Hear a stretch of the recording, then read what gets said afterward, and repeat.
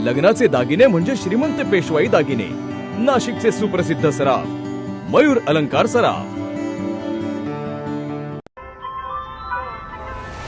ताज्या बातम्यांसाठी नाशिक न्यूजच्या YouTube चॅनलला सबस्क्राईब करा आणि बेल आयकॉनला प्रेस करा।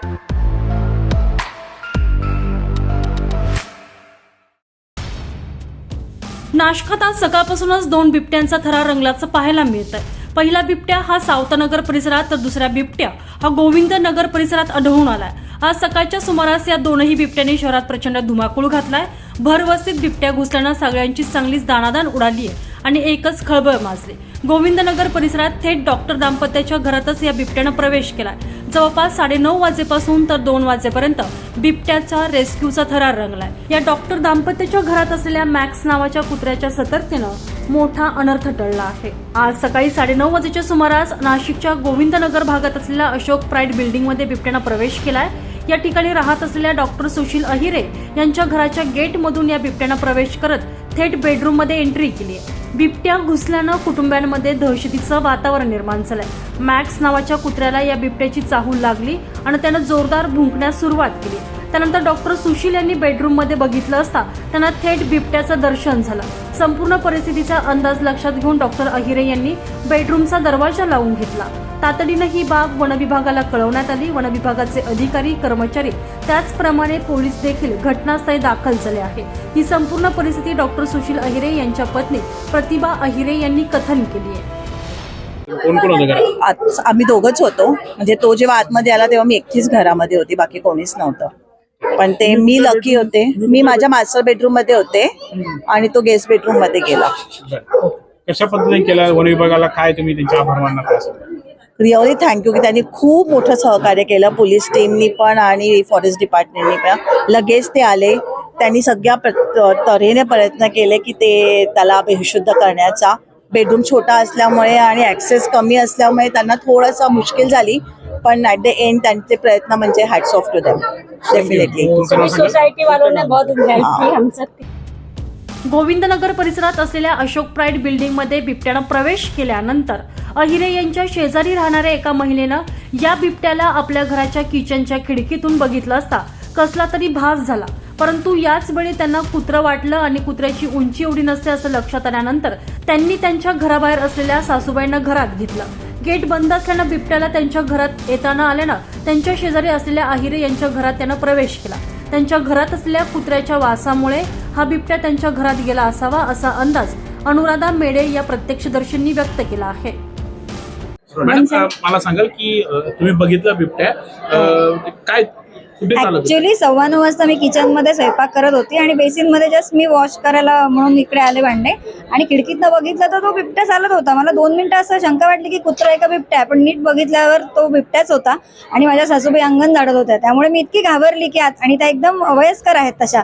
तर माझं लक्ष असं होतं की त्याने पकडायला नको, म्हणून मी जोरात बाहेर पळत आली आणि त्यांना खेचून आतमध्ये नेलं। तोपर्यंत तो बिबट्या पास होऊन आमच्या समोरचं पण गेट उघडं होतं, म्हणजे माझ्या आवाजाने कदाचित तो इकडे टर्न न होता आमच्या पुढच्या गेटमध्ये टर्न झाला। आणि असं झालं की ते नेमके त्यांच्या डॉगीला फिरवायला बाहेर गेलेले होते आणि त्यांच्या मिसेस दुसऱ्या बेडरूम मध्ये होत्या आणि त्यांच्याकडे डॉगी असल्यामुळे त्या स्मेलने कदाचित तो बिबट्या त्यांच्या बेडरूम मध्ये जाऊन लपलेला, ते पण म्हणजे लक्षात नाही आलं। आणि आम्ही बिल्डिंग मध्ये शोधत होतो, मी ओरडाआरडी केली। आमचं गाडी वॉश करणारा मुलगा वगैरे होता, तर जोरजोरात ओरडून सगळ्यांना सांगण्याचा प्रयत्न केला की बिबट्या आलाय, तुम्ही मध्ये जा। आणि तेवढ्यात तो डॉगी फिरून त्याला आणलं, तर डॉगीला त्या स्मेलने कदाचित कळलं असेल, तर तो जोरजोरात ओरडायला लागला आणि घरात गेल्यावर त्यांच्या अजूनच जोरजोरात ओरडायला लागला। मग हे कन्फर्म झालं की त्यांनी बघितलं तिथे त्यांच्या बेडरूम मध्ये तो लपलेला आहे। मग त्यांनी तो दरवाजा वगैरे बंद केला आणि मग सगळी रेस्क्यू टीम वगैरे आली। पण खूपच थरारक अनुभव होता, म्हणजे आपण ऐकतो किंवा टीव्हीवर बघतो, पण प्रत्यक्षात बघितल्यानंतर मी इतकी जोरजोरात ओरडायला लागली की माझ्या मुलांना वाटलं की मम्मीलाच काही झालंय की काय, म्हणून ते जोरजोरात खाली सगळेजण पळत आले। पण नक्की बिबट्याच होता ना ते कन्फर्म करायला मला 17 अरे म्हटलं बिबट्याच होता, मी माझ्या डोळ्यांनी पाहिलं। आणि लकीली असं झालं की त्याने कोणाला हार्म नाही केलं, तो तिथे जाऊन लपला। तर रेस्क्यू टीम बघितलं होतं बिबट्याला? नाही सर, त्या पहिले कधी नाही बघितलं।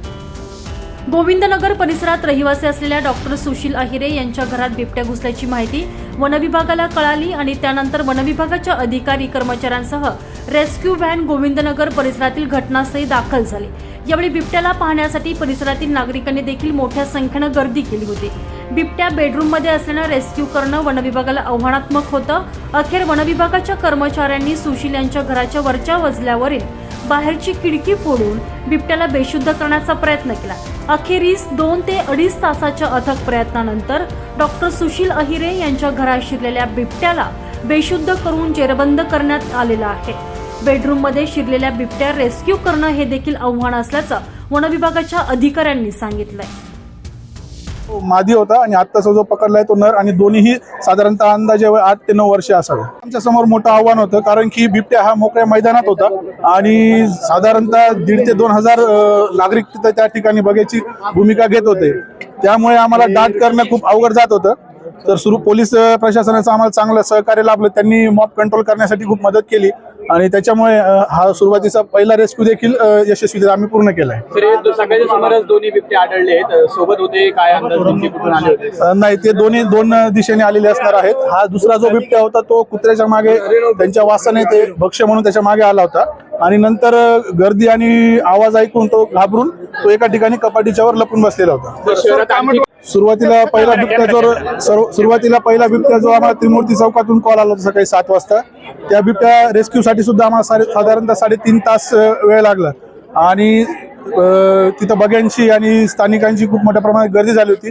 म्हणून थोडं खडतर आम्हाला हे आव्हान होतं, पण आमच्या विभागाने व्यवस्थित तिथे दाट करून त्याला रेस्क्यू सुरक्षित करून आम्ही आमच्या विभागात ठेवलेलं आहे. सर, किती मोठं आव्हान होतं बघ्यांचं? कारण आज सकाळच्या सुमारास नाशिक शहरातील सिडको परिसरात असलेल्या सावता नगर आणि त्यापाठोपाठ गोविंदनगर परिसरात बिबट्याचा थरार पाहायला मिळाला. अखेर या दोनही बिबट्यांना जेरबंद करण्यात वनविभागाच्या अधिकाऱ्यांना यश आलंय. सुदैवानं या घटनेत कुठलीही जीवितहानी झालेली नाहीये. तुषार ढेपले, नाशिक न्यूज, नाशिक.